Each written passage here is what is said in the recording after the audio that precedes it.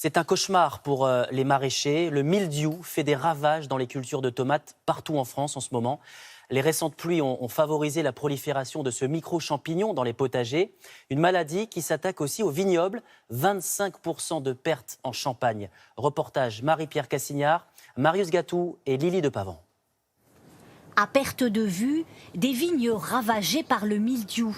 Pluies intenses et températures élevées. Depuis plusieurs semaines, toutes les conditions étaient réunies pour que le champignon se développe. Sur son exploitation de 8 hectares dans la vallée de la Marne, Vincent Cher ne peut que constater le désastre. On peut voir, là, il en reste encore, là. Donc cette partie blanche. Et il va attaquer toute la feuille. Ça veut dire moins de photosynthèse, moins de sucre pour la plante. Et le cas extrême, ce qu'on a ici, c'est que ça attaque les grains de raisin. Donc ça va se déposer et ça va avoir le même phénomène, c'est-à-dire que ça va sécher la grappe. Donc la grappe est complètement perdue.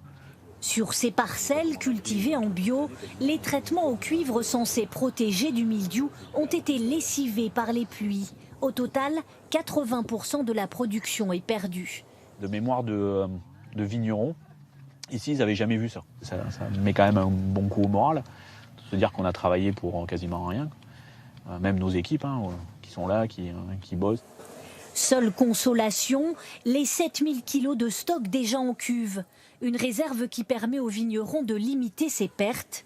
Mais pour cette année, 50% de son chiffre d'affaires est perdu, faute d'assurance. Ça serait tous les ans. On réfléchirait à une assurance, mais c'est tellement aléatoire qu'aujourd'hui, ça ne vaut pas le coup, en fait.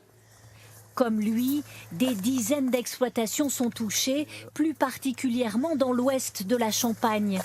Les viticulteurs devraient subir 20 à 25% de pertes en moyenne, selon le comité interprofessionnel du vin de Champagne. Bonjour Victor Frédéric.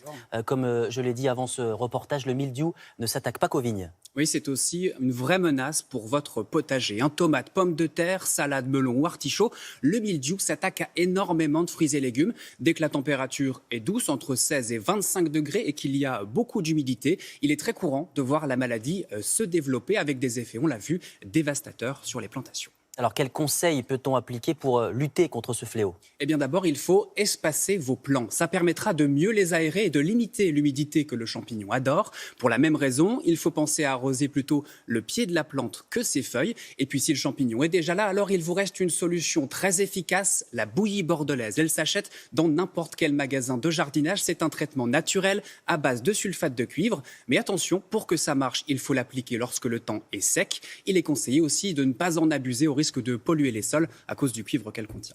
Est-ce qu'il y a d'autres maladies de ce type dont il faut se méfier? Oui, il y a par exemple la rouille. Elle est aussi causée par des champignons qui se développent quand il fait très humide. Elle provoque des taches orangées sur les feuilles. On peut l'éviter grâce à des solutions au soufre et en détruisant rapidement toutes les feuilles infectées. Merci beaucoup.